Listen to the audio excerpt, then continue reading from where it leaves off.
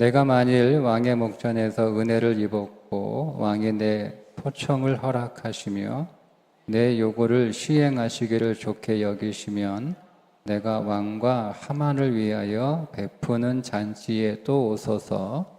내일은 왕의 말씀대로 하리이다 하니라. 아멘. 신앙생활을 잘하려면 우리 안에 그리스도의 영으로 충만한, 그러니까 성령 충만한 상태가 되면 신앙생활을 잘 할 수 있는데, 그러나 여러분 엄격히 말하면 성령 충만만 해서는 열정적인 신앙생활은 할 수 있을지 모르나, 그러나 온전한 신앙생활을 하기는 어렵습니다. 그러니까 이게 한국교회가 가지고 있었던 굉장히 큰 취약점 가운데 하나입니다. 여기 계신 분들은 거의 대부분 여러분의 신앙의 과정에서 어떤 큰 은혜를 체험했던 그런 경험들을 가지고 있는 분들이잖아요. 그죠? 그러니까 그때 추억해 보면 내가 하나님의 큰 은혜를 받았을 때, 그때는 우리가 신앙생활을 잘했어요. 열심히 했어요. 그런데 그 신앙의 열정이 시간이 지나다 보면 우리가 관리를 아무리 잘한다고 해도 그 신앙의 열정을 계속 이렇게 유지하기가 쉽지 않습니다. 그러다 보니 때로는 우리가 밋밋한 신앙생활을 하게 될 때도 있는데, 그때 이제 오늘 우리가 은혜를 받았던 과거를 추억하면서 다시 은혜를 사모하고 다시 은혜를 받으면 그때처럼 내가 열정적으로 뜨겁게 신앙생활 잘하고 싶다, 여러분, 이런 마음이 간혹 있는데, 우리 안에 소위 말하는 은혜를 받으면 정확하게 은혜를 받았다라고 말하기도 힘들어요. 은혜를 받는다라고 하는 것은 마음이 뜨거워지는 것하고는 사실은 조금 다른 거거든요. 은혜를 받았다라고 하는 것이 우리가 너무 단순하게 이해하는 경향이 있는데, 뭐 지금 그런 거 설명하는 시간 아니니까 그냥 우리가 일반적으로 내가 은혜를 딱 받으면 신앙생활을 잘할 수 있을 것 같아서 더 이제 은혜를 사모하고 더 은혜를 달라고 하나님 앞에 기도하기도 하고, 또 우리가 어떤 일정한 기간을 정해서 뭐 경건의 시간을 갖기도 하고, 뭐 이번처럼 특별 새벽 기도하기도 하고, 뭐 그렇게 하게 되는데요. 여러분, 우리가 은혜를 받아서 믿음이 뜨거워져도 내가 믿음을 어떻게 표현해야 되는지를 모르면 그냥 뜨거운 걸로 끝나요. 그러니까 우리가 우리 안에 뜨거움이 없이, 믿음의 어떤 열정, 즉 성령이 없이 우리의 육신의 뜨거움, 그러니까 성령도 우리를 뜨겁게 하지만 우리의 육신적인 열정도 우리를 뜨겁게 합니다. 그러니까 여러분, 이건 잘 구분하셔야 돼요. 그러니까 우리가 육신으로 뜨겁게 하는 일들은 결과가 다 안 좋아요. 네. 특징이에요. 그러니까 우리가 우리의 불로 얼마든지 일할 수 있어요. 우리가 우리의 불로 설교할 수 있고, 우리의 불로 목회할 수 있고, 우리의 불로 여러분 찬양할 수 있고, 우리의 불로 교사할 수 있고, 우리의 불로 뭐 봉사할 수 있고, 다 할 수 있어요. 내 불로. 그런데 내 불로 하는 모든 일들은 뭐 그 교회 일이든 뭐 집안 일이든 뭐 여러분 회사 일이든 내 불로 하는 모든 일들은 다 끝이 안 좋아요. 다 끝이 안 좋아요. 그러니까 좋을 수가 없어요. 왜냐하면 인간은 그 본성 자체가 죄인이기 때문에 자기 불로 하는 모든 삶은 다 사망을 낳게 돼 있어요. 다 사망을 낳게 돼 있어. 뭐 이거는 그냥 법칙과 같은 거예요. 그런데 이제 이것을 구분하기가 사실 어렵죠. 이게 내 불로 하는 건지 성령의 불로 하는 건지 사실 구분하기가 쉽지 않은데, 뭐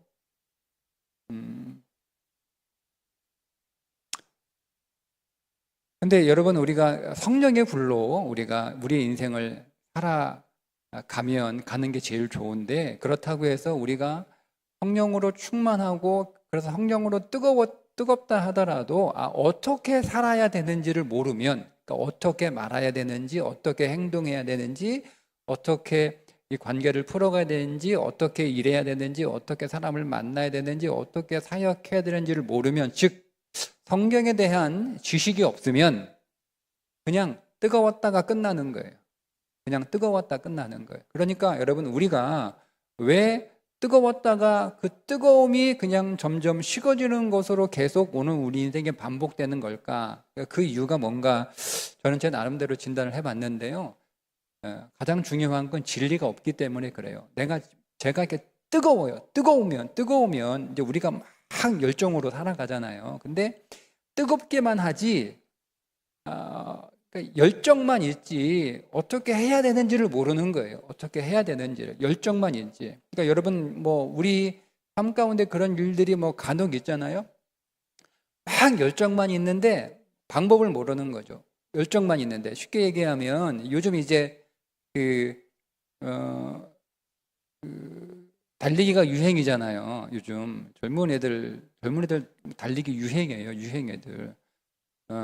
그러니까 여러분 이게 여기 가까운 데만 이렇게 나가도 엄청 사람들 뛰어다녀요. 이게 나이 든 사람만 뛰어다니는 게 아니고 젊은 20대 애들이 막 뛰어다녀요. 근데 우리 집 애들도 뛰어다니거든요. 뛰어다녀요. 예, 보통 이제 주일날 아침에도 이제 아침에 한 10km 뛰고 샤워하고 교회 오고 그래요. 예. 그러니까 좀 이해가 안 되죠? 더 자야 되는데. 그죠? 그러면 자기 목표가 1시간 안에 15km를 뛰는 게 목표라는 거야. 아직은 이제 좀 실력이 안 돼가지고 10km 정도밖에 못 뛴다고 하더라고. 예, 뭐 서울에 있는 놈이나 대구에 있는 놈이나 하여튼 열심히 뛰어. 그래서 제가 남들 다 뛰니까 지들 뛰는 거거든요. 뭐 그렇게 생각하면 말하면 자기들은 좀 기분 나쁘겠지만 내가 볼 때는 남들 다 뛰니까 자기도 뛰는 거야. 제가 이제 그렇게 해요. 제가 젊어서 20대 열정 가지고 힘 가지고 남들 다 뛰니까 막 분위기 막 업돼가지고 뭐 다 친구를 같이 뛰니까 그러니까 이렇게 뛰다가 뛰는 게 별거 아닌 것 같은데 여러분 뛰는 게 굉장히 중요한 거예요. 왜냐면 제가 그 무릎을 많이 다쳐봐서 알아요. 제가 지금 잘 못 뛰어요. 무릎이 조금만 뛰어도 무릎은 난리 나니까 못 뛰어요. 그래서 제가 제 애들한테 공부하고 뛰라고 그래요. 어떻게 뛰어야 되는지 충분히 배우고 어제도 이제 제 애들하고 보니까 병원을 갔더라고. 병원 왜 갔냐 그러니까 뭐 무릎이 좀 아파가지고 예, 병원 갔다는 거야. 이제 이렇게 근육이 뭉치니까 이제 무릎이 좀 통증이 있어서 물리치료 받으러 병원 갔다는 거예요. 너 똑바로 뛰어라. 똑바로 쳐라. 발꿈치로 땅 닿으면 무릎 다 나간다. 미드풋 알지? 미드풋 아빠 나 미드풋을 하고 있어. 그러니까 그거 그래도 막상 네가 템포는 180 딴 뛰는 게요 180으로 뛰어야 돼요. 예. 빨리 뛰는 게 멀리 가는 게 아니에요. 속도는 똑같아요. 180. 예.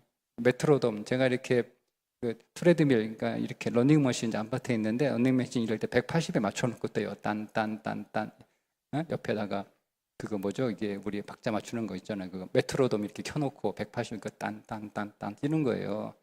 예. 속도는 똑같아요. 예. 빠르게는 보폭에 따라서 빨라지고 느려지고 하는 거예요. 빨리 뛰는 사람들은 보폭이 커지는 거죠. 그러니까 실력이 늘수록 보폭이 커지는 거예요. 예, 저처럼 이제 무릎 안 좋은 사람들은 보폭이 짧은 거죠. 그러면 박자는 180이에요. 딴 이렇게 뛴단 말이에요. 그거 연습하고 잘 뛰어라 이렇게 얘기하거든요. 무슨 얘기냐면 모르면 열정으로 뛰다가 무릎 나가는 거예요. 예? 막 20대니까 힘도 있죠. 그죠? 힘도 있고 막 열정도 있고 재미도 있어. 뛰고 나니까 막 자신감도 생기고 하여튼 뭐 너무너무 좋대요. 막 한번 뛰고 나면 막 2kg씩 빠지는 거야. 물론 다시 이제 그게 땀이 2kg 빠지는 거예요. 체중이 빠지는 게 아니고 다시 물 먹으면 도로 2kg 들어오니까. 뭐 어쨌든 개운하기도 하고 또 이렇게 또 한계 딱 도달해서 딱 그 극복하는 어떤 성취감도 있고 뭐 좋아요. 그러다가 지식 없이 배우지 않고 그냥 무작정 뛰면 몸 상하는 거예요. 그런 거예요, 여러분. 우리의 신앙도 마찬가지예요. 우리는 막 은혜 받고 막 뜨거워. 근데 어떻게 신앙생활 해야 되는지를 몰라. 그래서 여러분 성경을 통해서 어떻게 신앙생활 해야 되는지를 배우셔야 돼요. 그걸 여러분들이 지금 내가 성령이 충만하지 않고 내 안에 은혜가 좀 그렇게 뜨겁지 않고 영이 그렇게 강하지 않는다 하더라도 내 안에 어느 날 하나님께서 은혜 부어주셔서 강한 영으로 나를 찾아오셨을 때 그 영이 강했을 때 내가 그 강한 영을 가지고 이제 살아갈 때 어떻게 살아가야 되는지를 알아야 되거든요. 그거 모르면 그냥 한 3개월 뜨거웠다 도로 식어지는 거예요. 그러니까 우리가 하나님이 우리 영을 강하게 하셨을 때 내가 이미 진리 안에서 준비가 되어 있는 거죠. 준비가 되어 있어서 내가 어떻게 살아야 지금은 어떻게 살아야 되는지 알아도 힘이 없으니까 못하는 거예요. 어떻게 말해야 되는지, 어떻게 사람을 대해야 되는지, 어떤 표정을 지어야 되는지.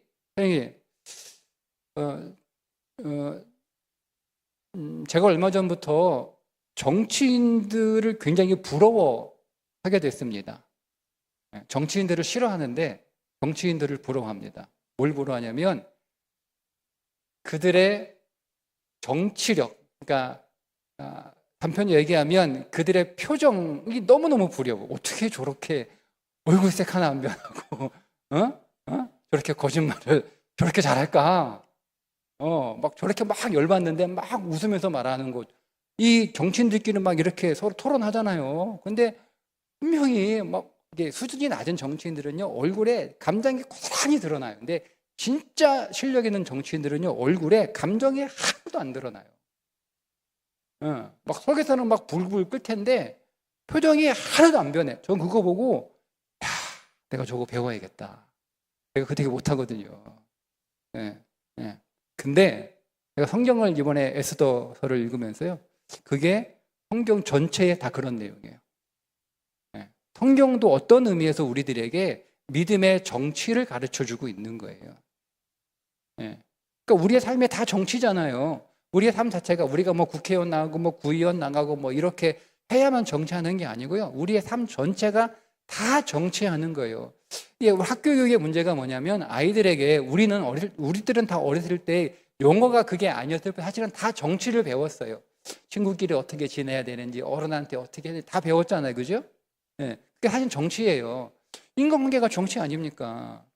근데 요즘 학교는 그런 거 안 가르쳐줘요. 근데 그런 거 안 가르치고 학교에서 뭐 영어 수학 이런 거 가르쳐주는 거 사실 미안하지만 별로 쓸모 없어요. 그거 다 AI가 다 합니다. 별로 쓸모 없어요. 그리고 지금도 그거 가지고 인간 살아가는 게 아니에요. 결국 그 사람의 정치력이에요. 내가 얼마나 정치에 탁월한가. 사실 그게 인간 인생을 살아가는 힘이거든요. 그러니까 그거를 배워야 되는데 그거를 안 가르쳐줘. 부모도 그거 안 가르쳐줘. 근데 교회밖에 없어요. 가르쳐 줄 때는. 삶을 제대로 살게 해주는 것은 교회밖에 없어요. 성경에 다 그런 거예요. 정치력. 제가 오늘 왜 이 얘기를 하냐면 에스더서를 설명할 때 에스더는 딱 2가지 단어로 제가 다시 에스더를 보기 시작했는데, 하나는 잔치라는 주제이고요. 그리고 그 잔치를 통해서 그 잔치가 사실은 정치예요. 에스더의 정치라고는 단어는 안 나오는데 에스더는 처음부터 마지막까지 다 정치더라고요. 다 정치예요. 근데 그 정치를 어떻게 표현하냐면 잔치로 표현하는 거예요. 그게 에스더서예요. 오늘도 지금 에스더의 이야기를 좀 볼 텐데요. 에스더가 이제 그 왕을 만나가지고 이제 잔치를 준비할 테니까 초대할 테니까 하만과 좀 와달라 이렇게 부탁하는 내용이잖아요. 지금 상황이 어떤 거냐면 하만의 계략으로 인해서 페르시아 내는 모든 유대인들이 전멸될 위기에 처해 있습니다.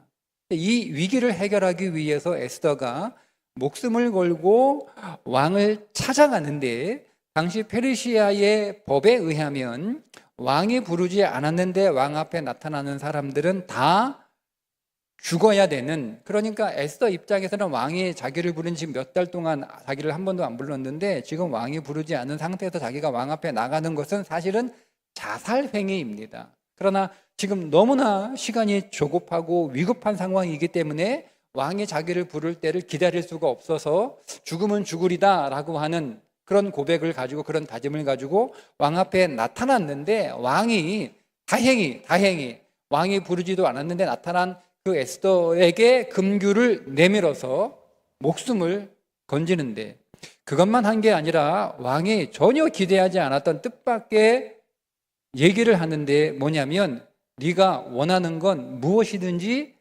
다 얘기해라. 내가 다 들어주겠다. 이 나라의 절반이라도 내가 너에게 주겠다라는 얘기를 먼저 하는 거예요. 먼저. 먼저. 여러분 같으면 지금 왕한테 뭔가를 부탁하기 위해서 목숨을 걸고 나갔는데 왕한테 이런 부탁이 있습니다라고 얘기도 하기 전에 왕이 먼저 네 소원이 뭐냐? 원하는 건 내가 다 들어줄게라고 먼저 얘기하면 여러분 같으면 어떻게 하겠어요? 바로 나오죠, 그죠? 아닙니까? 바로 나오죠. 아니, 왕도 눈치를 챈 거예요. 왕이 뭐 바보입니까?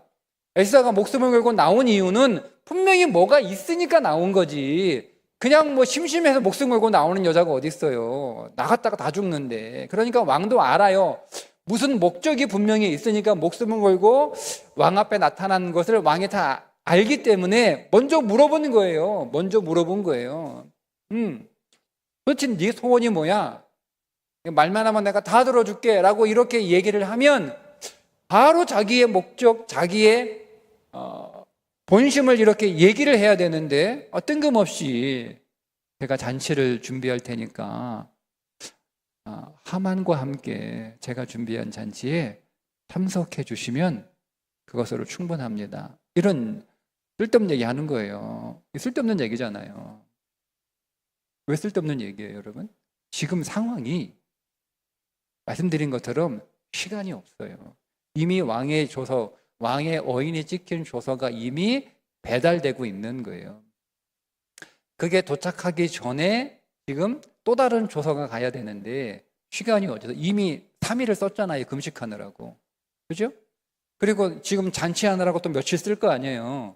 잔치를 2번 하니까 또 잔치하느라고 시간을 또 쓸 거 아니에요. 아니 여러분 왜 이렇게 에스더가 여유롭죠?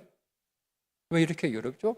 저는 모르드게 입장에서 에스더의 그런 행동을 보며 막 답답하고 미칠 것 같아. 저게 지금 정신이 있는 건가 없는 건가? 지금 시간이 지금 1시가 급한데 지금 잔치는 무슨 잔치? 들리는 소문에 의하면 왕이 무슨 소원 다 뭐든지 얘기하면 들어준다고 얘기했는데 거기다 대고 잔치 준비할 테니까 왕이 좀 하만과 함께 오라고 그렇게 초대했다고 한다는 얘기 들었을 거 아니에요. 모르게도 왕궁에 있는 고위 관리였으니까 그러면 얼마나 열받았을 거예요. 저게 지금 정신이 있나 없나 지금 생각이 있는 거야 없는 거야 지금 무슨 생각으로 지금 잔치를 벌여? 아니 왕이 물어봤으면 빨리 본론을 얘기해야지. 본론은 얘기 안 하고 아니 잔치에 뭐 왜 나오라는 거야 막. 그러면 이제 지금 사실 어차피 엎질러진 물이잖아요. 그죠? 엎질러진 물. 그러니까 사람이 판단하기 엎질러진 물이에요.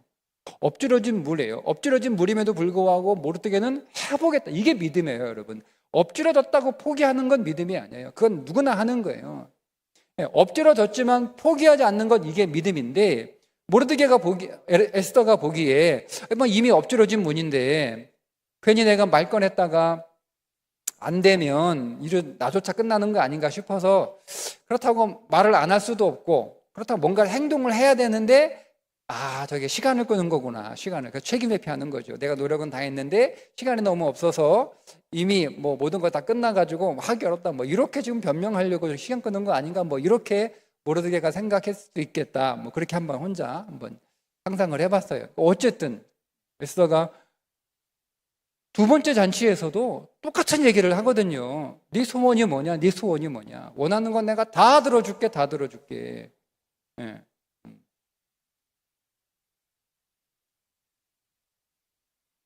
여러분, 우리 같으면 기회가 왔을 때 잡아야 되는 거 아니에요? 그러니까 에스더 입장에서 좀 두려웠겠죠?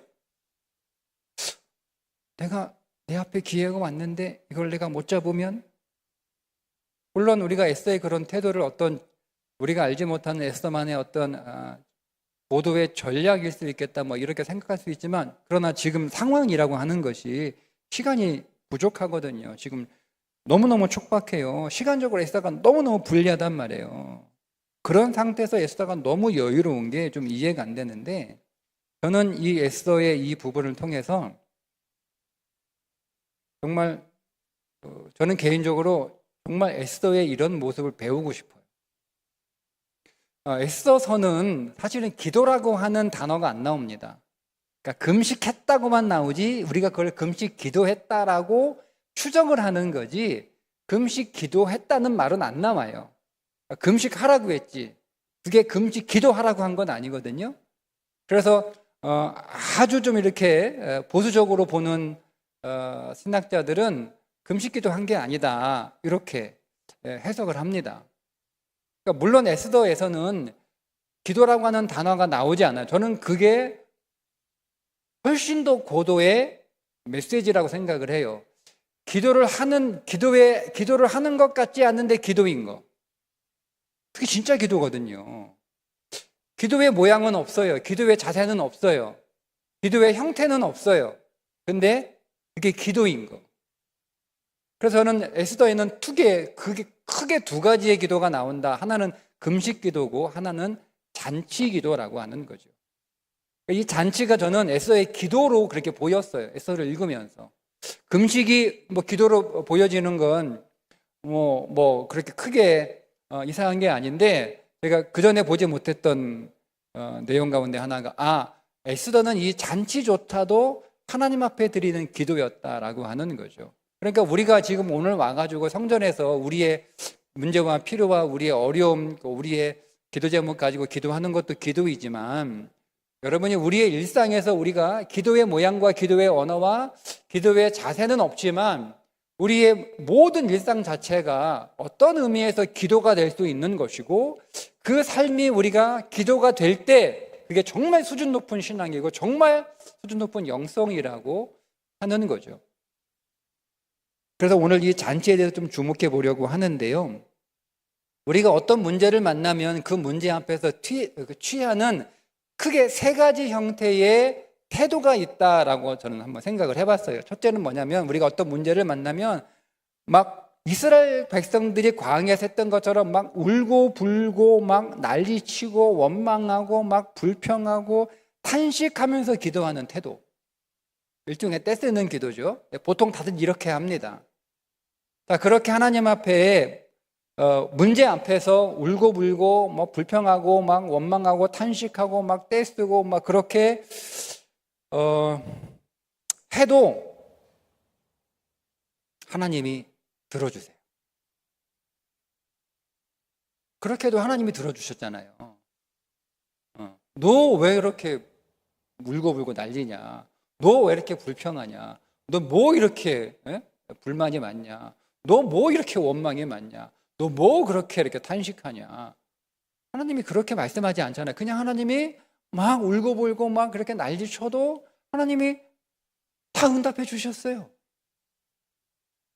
또 하나는 뭐냐면, 여러분 우리 그런 사람 있잖아요. 분명히 우리 안에 문제가 있는데 이게 표시를 내지를, 제가 말한 첫 번째 사람은 막 문제가 있으면 막 이 사람의 얼굴에 다 표시가 나.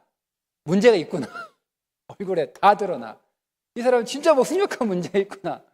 다 표시를 해. 뭐 일종의 동정을 구하는 건지 모르겠어. 어쨌든 얼굴에 다 드러나는 거야. 막 얼굴에 이게 진짜 이 사람 문제 있구나. 다 드러내는 그런 유형이 하나 있고요. 어떤 사람은, 그러니까 이 사람은, 첫 번째 사람은 얼굴에 그의 인생의 문제가 다 드러나니까 이 사람은 그냥 표정이 막 그렇게 어둡고 슬프고 뭐 그래. 그러면서 해야 할 일을 못 하는 거죠. 해야 할 일을 안 해요. 못 하죠. 뭐 근심 죽고 막 내가 지금 사람들한테 뭐 정말 불쌍하게 보여야 되고 사람들의 긍휼을 얻어야 되고 사람들의 동정을 좀 받아야 되는데 뭐 할 일을 하겠어요? 못 하죠. 그죠? 네. 근데 어떤 사람은, 두 번째 유형은 뭐냐면, 분명히 심각한 문제는 있는데 전혀 표시가 나지 않아. 표시를 안 내요. 그리고 자기에게 주어진 그 일을 성실하게 해. 자기 할 일, 자기 책임은 다 한단 말이에요. 근데 얼굴에 뭐 기쁨은 없고 뭐 더 하거나 이런 건 없어요. 그냥 딱 자기가 해야 할 것만 해. 대단한 거죠. 첫 번째 사람은 지가 해야 할 것도 안 해. 그냥 얼굴 오만 인상만 쓰고 막 그렇게 살아요. 하나님 그런 사람 기도 들어주신다니까요. 두 번째 유형은 뭐냐면, 얼굴에 표시는 안 내. 그리고 자기가 해야 할 건 다 해. 그러나 그 이상은 하지 않아요. 누구를 축복한다거나 잔치를 뭐 벌인다거나 이런 건 없어. 그냥 자기 할 일만 하는 거, 자기 할 일만 하는 거. 네. 얼굴에 그렇게 표시를 내지 않아. 네. 세 번째 유형은 누구냐면, 이게 에스더 같은 사람이에요. 얼굴에 표시가 전혀 안 나는 정도가 아니고 싱글싱글 웃고 있는 거야. 여러분 에스더가 어떤 표정으로 나왔겠어요, 왕 앞에? 응? 여러분 에스더가 왕 앞에 어떤 표정으로 나왔을까요? 왕이 에스더를 보자마자 너무 사랑스러워서 금규를 내놓을 수밖에 없을 정도로 에스더가 사랑스러웠다라고 나와요. 근데 여러분 그 에스더가 3일 전, 방금 3일 동안 금식한 여자예요. 아무것도 안 먹었단 말이에요. 응? 아니 왕 앞에 나와서 왕의 딱 한눈에 감히 왕이 부르지도 않았는데 나와? 왜 죽이려고 그랬냐면 너무 암살이 많으니까 뭐 여자라고 뭐 막 못 죽입니까? 그러니까 너무 일이 제국 내에서 이 왕을 죽이려고 하는 암살 시도가 너무 많으니까 아예 그냥 왕 앞에 부르지도 않는데 나오면 다 죽여버리는 거예요. 경호원들이. 하는 방법은 왕이 귤을 내밀면 그걸 잡으면 하는 거예요. 그러면요 보세요. 딱 나가서 어쨌든 이 에스더 입장에서는 딱 왕이 나가서 왕이 귤을 딱 내밀어야 되는 건데 방법은 하나잖아요. 왕 앞에 최대한 예쁘게 하고 나가야 되는 거예요. 저거 너무 이뻐가지고 저거 죽이기 너무 아깝다라는 생각이 들 정도로 그렇게 치장하고 나가야 되지 않을까요? 그러면 여러분 금식하면 안 되죠. 금식하면 안 되죠. 잘 먹고 마사지 받고 곱게 화장하고 피부 관리하고 그렇게 하고 나가야 되는 거 아니에요? 3일 금식하면 얼굴에 화장도 안 받아요. 잘 모르겠어. 뭐 그럴 거라고 생각하고 일단은 화장도 안 받아. 눈도 확 들어갔어. 눈도 휑해. 그러면 여러분 그게 그렇잖아요. 그렇잖아요.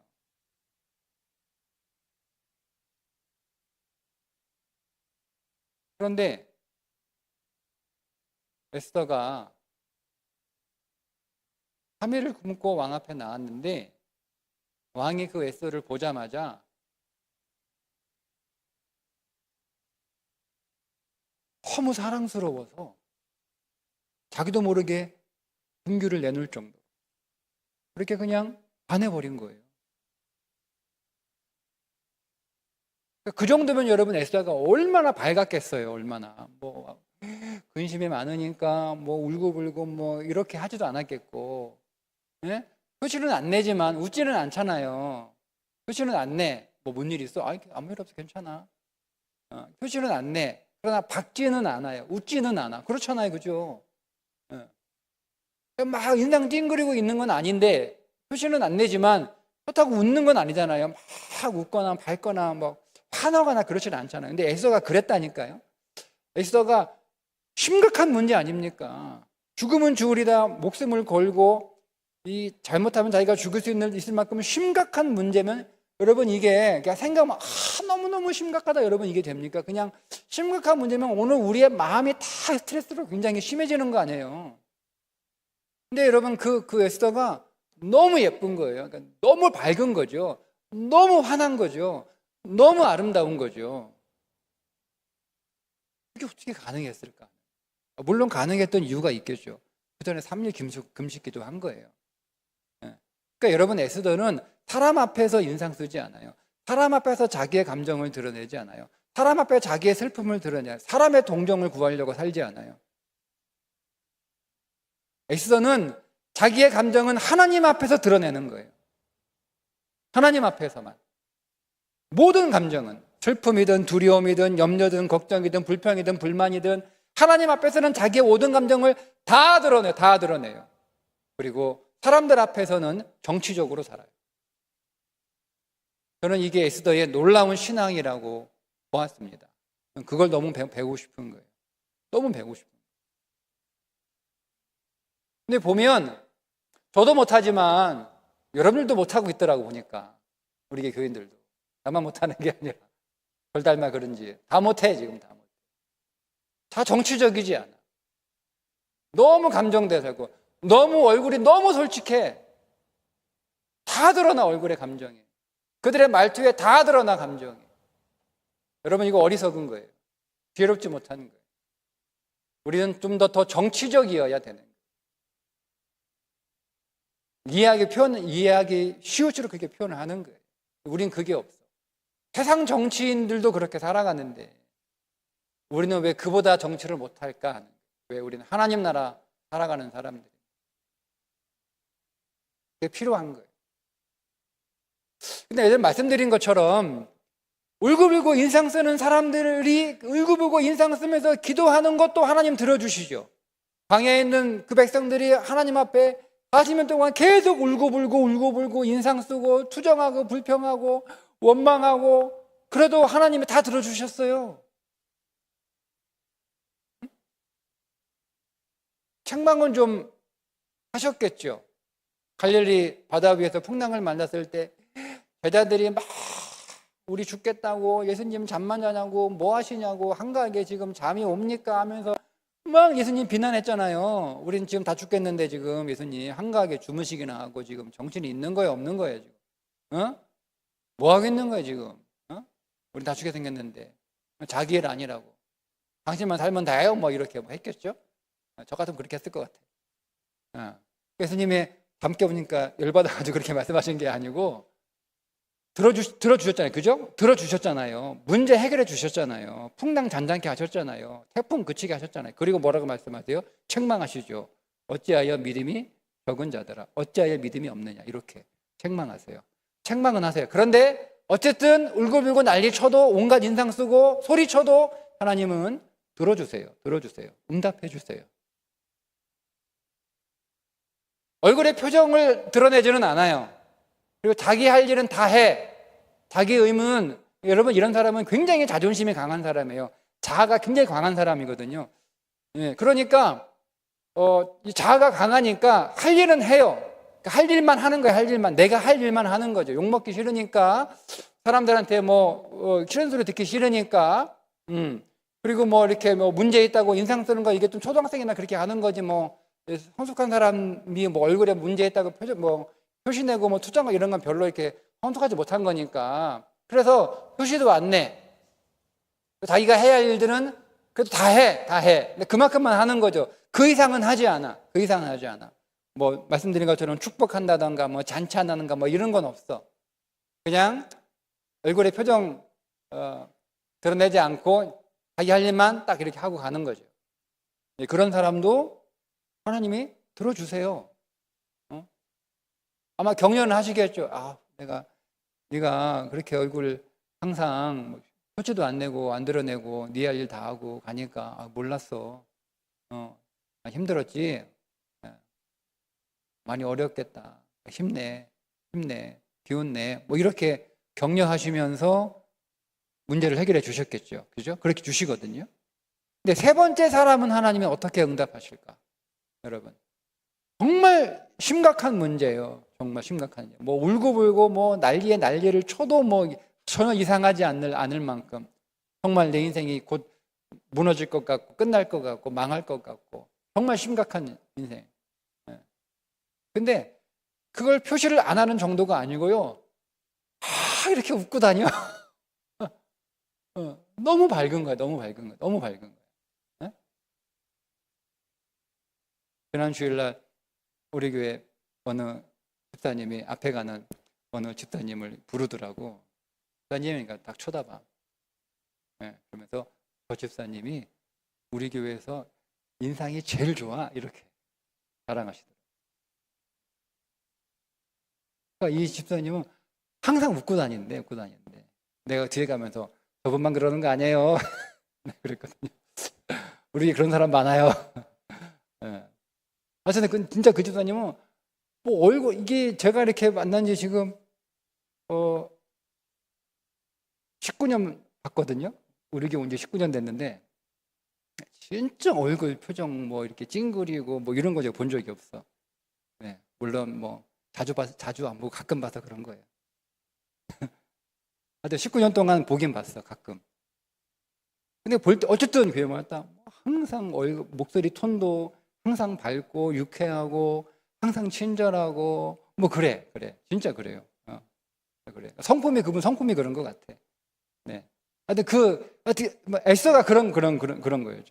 막 인상 쓰고 뭐 울고불고 뭐 찡그리고 뭐 그렇게 할 만도 한데, 근데 오히려 막 뭐 얼굴이 왕이 보기엔 너무 사랑스러울 정도로 그렇게 얼굴이 예쁘고 밝았고 환했다니까요. 응? 근데 여러분 그런 에스더의 기도를 하나님이 어떻게 응답하셨냐면, 에스더가 구하지 않은 것, 생각하지 못한 것, 상상 이상의 것들로 응답을 해주시잖아요. 그 일로 여러분 페르시아 내 유대인들의 지위가 망할, 완전히 다 죽을 전멸의 위기에서 유대인의 지위가 쭉 올라갑니다. 이 사건으로 인해서. 그러니까 역전도 이런 역전이 없어요. 그러니까 역전 정도가 아니에요. 하나님이 엄청나게 응답을 해주신 거예요. 엄청나게. 저는 그게 믿음이라고 보였어요. 믿음. 금식기도 하는 것도 믿음이죠. 시간이 없는데, 한시가 급한데, 하나님 앞에 금식하며 그분 앞에 탄식하며 그분 앞에 울고불고, 하나님 큰일 났어요. 어떻게 해야 돼요? 하나님 도와주세요. 그렇게 하는 믿음, 그것도 믿음이죠. 믿음이죠. 이미 엎어진 일이고 이미 끝난 일이고 이미 결정된 일이잖아요. 바꿀 수 없어요. 왕의 조서는 왕도 못 바꿔요. 누구도 못 바꿔요. 이미 엎질러진 물 정도가 아니에요. 이미 완전히 다 박살난 거예요.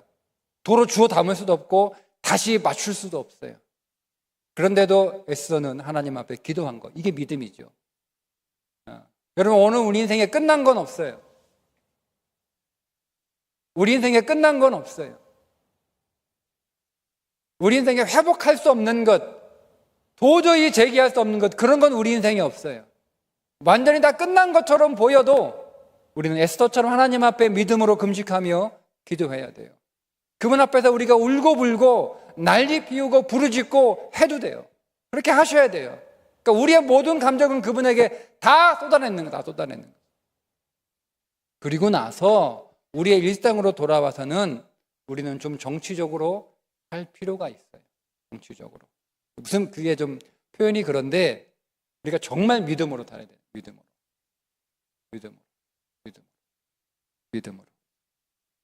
응? 잔치 않은 삶.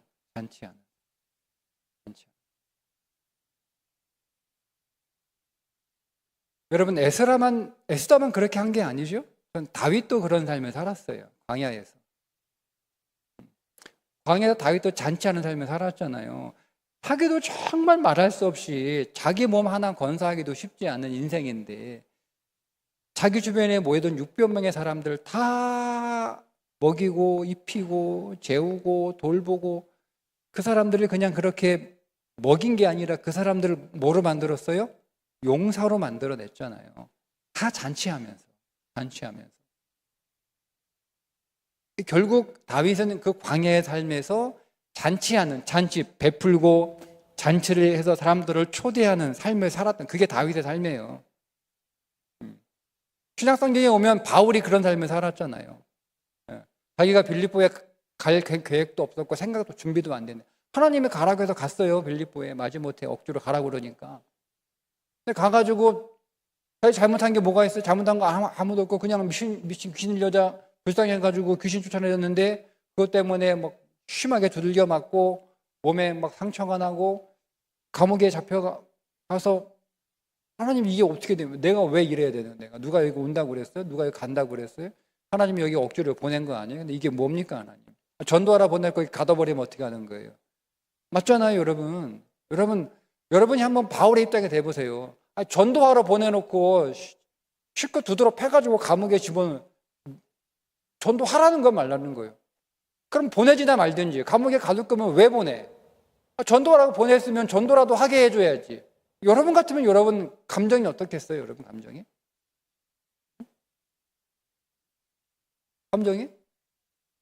하나님 이렇게 할 거면 나 목회시키지 말든지. 왜 목회시켜가지고 고생시켜요? 목회시켰으면 좀 잘 되게 해주든지. 이런 소리 했단 말이에요, 제가. 근데 저보다 더 심각한 거잖아요, 사도 바울은. 가둬놨으니까. 누구한테 전도해, 그 감옥에서? 누구한테 전도해? 감옥에서. 캄캄한 감옥에서. 여러분 뭐 했어요? 하도 바울과 실라가 그 안에서 찬양하고 기도하고 찬양하고 기도하고 찬치하는 삶을. 그 간수 집에 가가지고 축복해주고.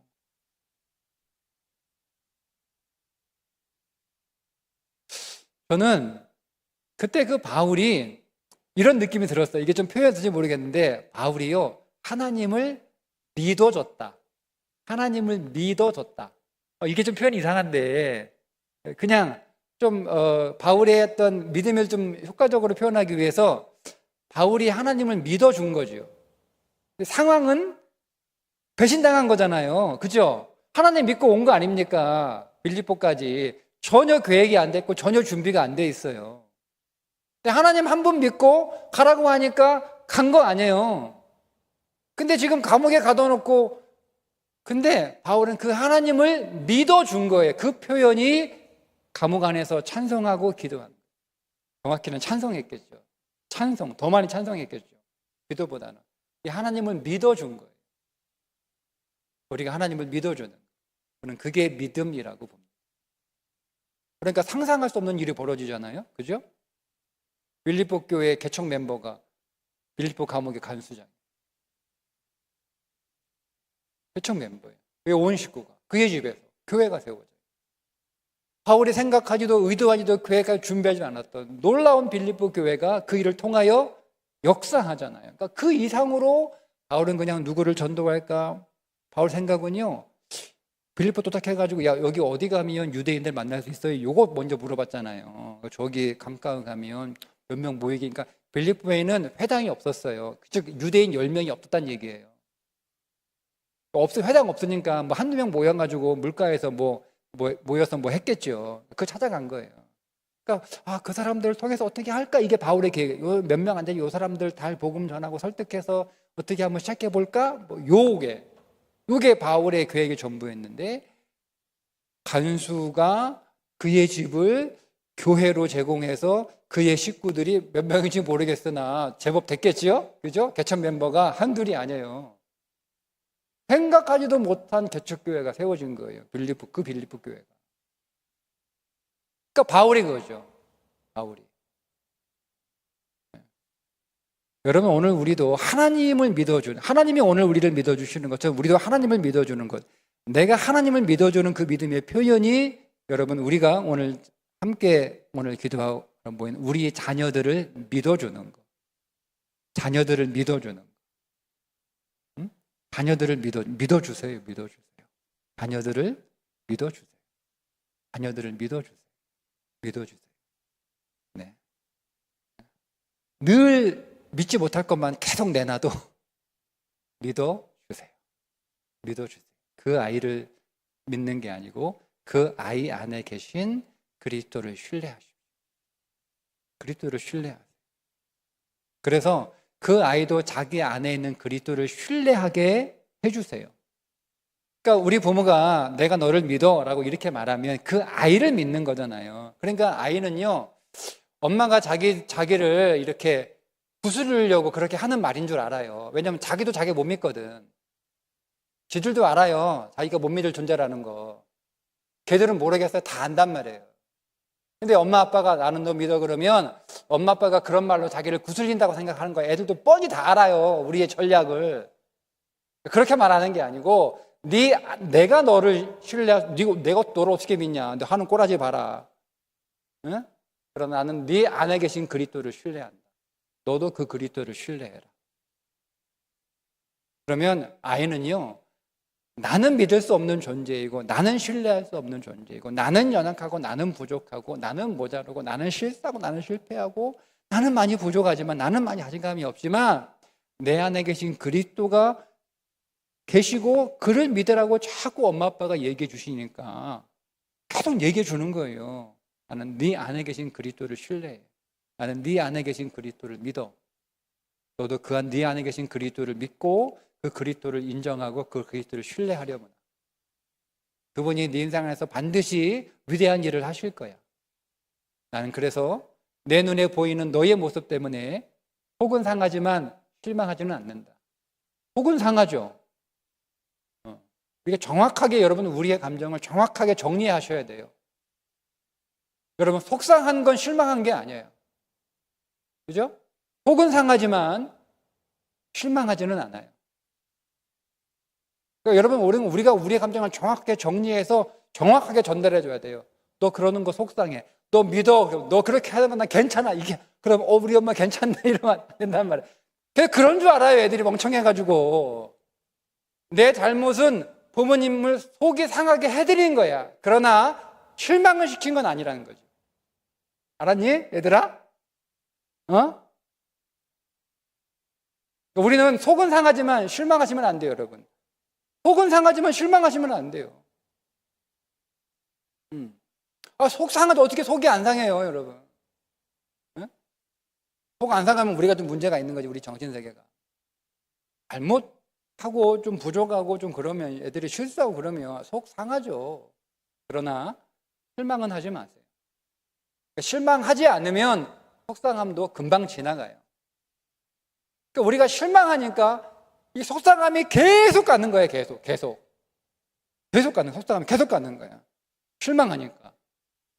여러분 실망하지 마세요. 실망하지 않으면 속상함은 금방 지나가는 거예요. 금방 지나가는 거예요. 그 감정은 금방 지나가는 거예요. 흘려보내면 되는 거예요. 붙잡고 있지 마세요. 아이들에게 내가 너 그러는 거 너무 속상해. 그렇지만 나 실망하진 않아. 나는 네 안에 계신 그리스도를 믿어. 너도 그 그리스도를 믿으려. 우리 같이 믿어보자. 그럼 아이들은요, 안 듣는 것 같고 흘려 듣는 것 같고 무시하는 것 같고 그런데요, 들어요. 그리고 여러분 중요한 원칙을 하나 여러분 꼭 기억해야 되는데, 사람은 영적 존재이기 때문에 그 아이의 지성이나 의지나 이런 것들이 좀 부족해도 그 아이 안에 반드시 하나님의 영이 그 안에 있기 때문에 생명을 말하면, 즉 진리를 말하면 반드시 듣게 되어 있습니다. 반드시 듣습니다. 여러분 그 확신을 가지고 있어야 되는 거예요. 확신을 가지고. 우리가 진리가 아닌 것들, 생명이 아닌 것들은 아무리 여러분 설명을 하고 이해시키고 납득시켜도 그게 좀 어려운데요. 우리가 어려운 하나님의 말씀 아이들에게 때로는 설명할 수 없잖아요. 이 말씀을 어떻게 설명합니까? 나도 잘 설명이 안 됐는데. 그 말씀은 확신을 가지고 아이들에게 이게 하나님의 살아있는 영적인 말씀이기 때문에 네 안에 영이 있으니까 영은 영을 듣게 돼 있거든요. 그러니까 여러분 확신을 가지고 말씀하면 아이들은 그 영이 반응하게 돼 있어요. 그러니까 시간의 문제일 뿐이지 반드시 반응합니다. 그러니까 여러분 진리를 말하면 되는 거예요. 나는 네 안에 계신 그리스도를 신뢰하고 너도 신뢰하고 우리 같이 신뢰하고 같이 기다려보자. 우리는 결코 실망하지 말자. 너도 속이 상하겠지. 너는 그러고 싶어서 그랬겠니? 잘하고 싶겠지만 너도 안 되는 걸 어떡해. 너도 속상하지. 그런 너를 보는 나도 속상해.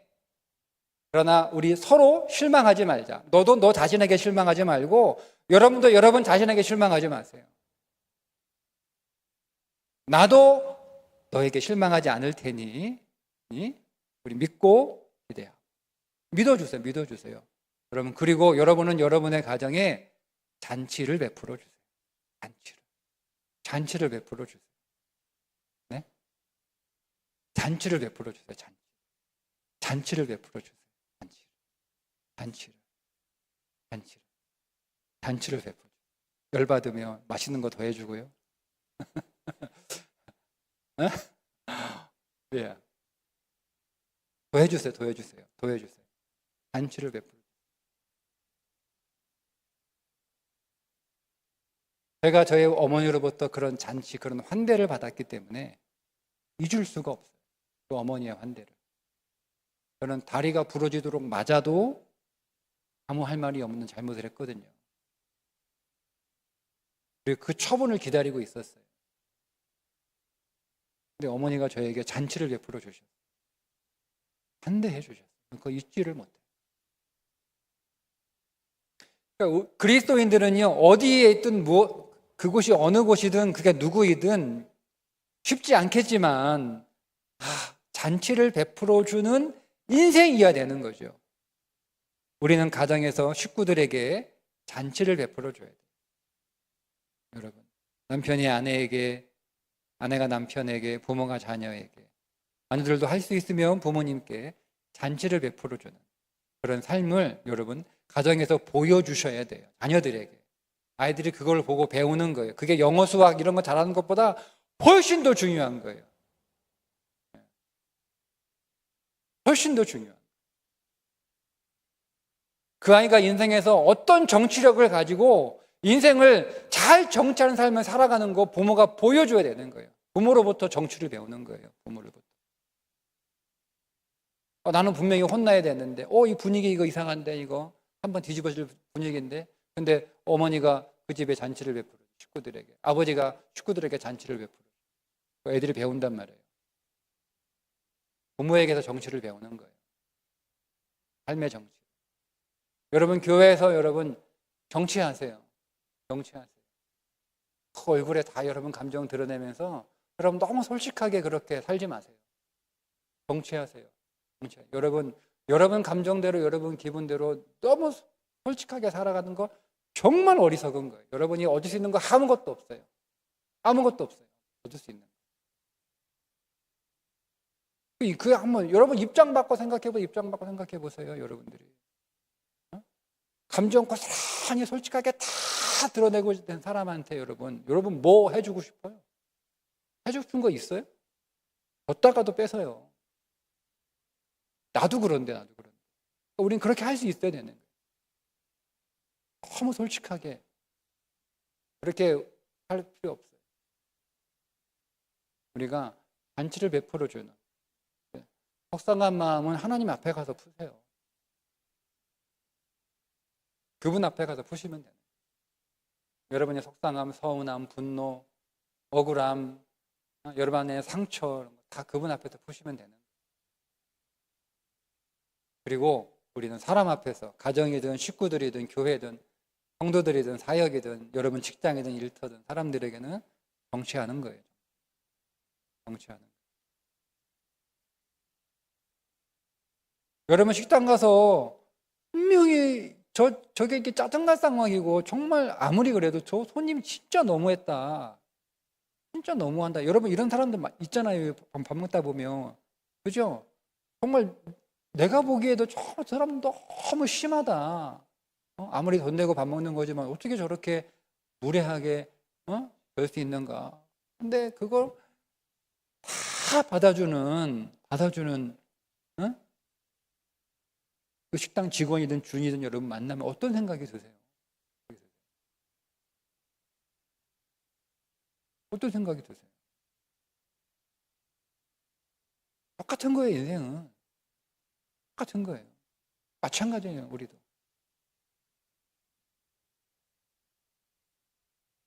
그러니까 오늘 우리가 어디에 있든지 여러분 잔치하는 인생.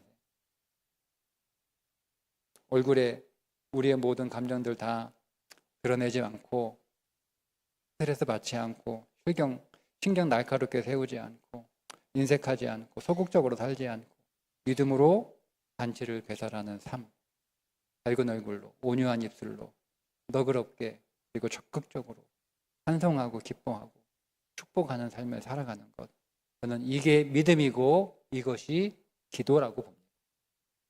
기도의 모양은 없어요. 그죠? 기도의 형태는 없어요. 기도의 언어도 없어요. 근데 그게 기도예요. 잔치하는 기도. 제가 그냥 만들어 봤어요. 잔치하는 기도. 저도 못해요. 쉽지 않아요. 제가 못하는 거 여러분 설교하는 게 좀 제가 마음이 좀 그렇긴 하지만 저는 이 에서를 통해서 정말 배우고 싶어요. 정말 배우고 싶어요. 물론 이것이 오늘 우리의 힘으로 되는 건 아니죠. 그러나 노력하는 거예요. 오늘도 저녁 먹고 뭐 기억 안 나는데 우리 집사람이 물어보던데 여보 나 예뻐 물어봤어요? 내가 예뻐 그랬어. 당신 그거 가면 쓴 거짓말이야? 아니면 뭐 진심이야? 물어보더라고. 그거 가면 쓴 진심이야? 대답했어요. 가면을 오래 썼더니 그게 진심이 되어버린 거예요. 이해되세요?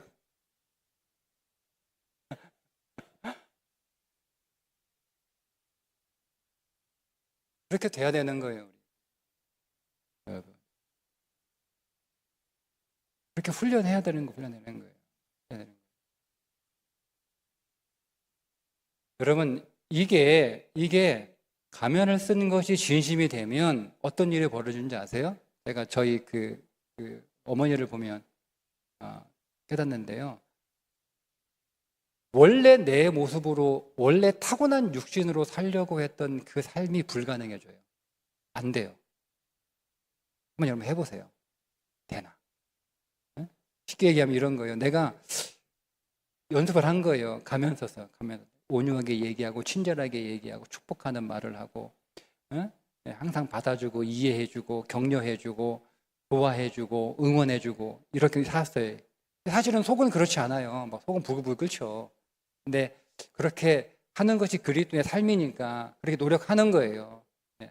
성령이 우리 안에 확 와가지고 그렇게 해주면 좋은데 그렇지 않더라도 그게 마땅히 내가 살아야 될 삶이니까 여러분 진리는요, 우리가 진리가 그렇게 말하기 때문에 감정이 없어도 그렇게 살아가는 게 믿음이에요. 성경은 뭐라고 얘기해요? 아내한테, 남편한테 아내 어떻게 하라고?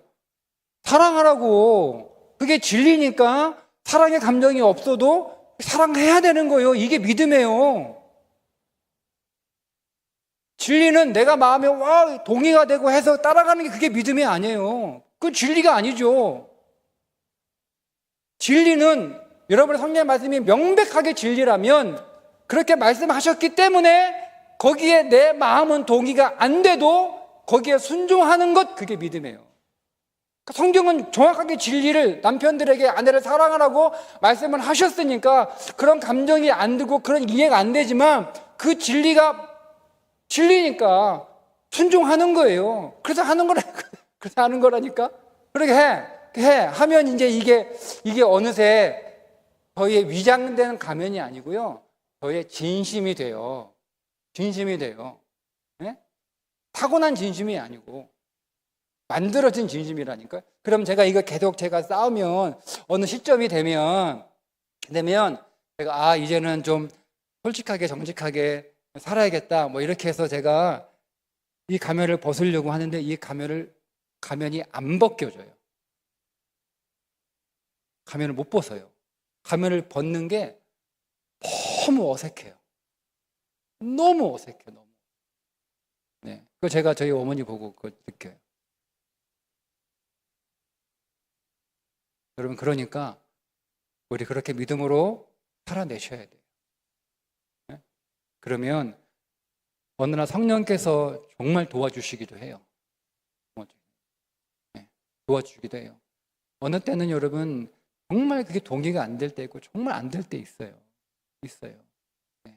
근데 그때는 이거 내가 하는 게 아니고 성령이 도와주시는 거구나. 그런 거를 느껴요. 그렇게 해서 우리 안에 성령이 계속 채워져 가는 거예요. 그리스도의 영으로. 한번 확 불받고 한 3개월 가다가 꺼져가지고 그런 게 아니고 그러니까 우리가 진리를 알아야 되는 거예요. 성령으로 뜨거워질 뿐만 아니라 그 성령의 불을 우리가 계속 유지해 가는 거죠. 어떻게 살아야 되는지, 어떻게 말해야 되는지, 어떻게 행동해야 되는지 우리가 진리 안에서 배우고 그 내가 적용하고 살아가는 거예요. 여러분, 우리 항상 우리가 우리의 삶의 상황은 우리의 삶의 현실은 그렇지 못하지만 우리가 우리의 삶의 상황에 따라서 그 상황을 따라가는 인생이 아니고 상황은 힘들고 고통스럽고 아프고 어렵지만 그러나 믿음의 사람들이 우리들에게 보여준 것처럼 하나님 앞에서는 울고불고 할지라도 우리가 사람들 앞에서는 에스더처럼 잔치를 배설하는 오늘 제목이 그거잖아요. 절망의 상 위에 차려진 잔치. 절망의 상 위에 차려진 잔치. 우리의 인생은 절망의 상이지만 그 안에 잔치를 쭉 이렇게 차려놓을 수 있는 그런 아름다운 삶이 될 수 있기를 주님의 이름으로 축복합니다.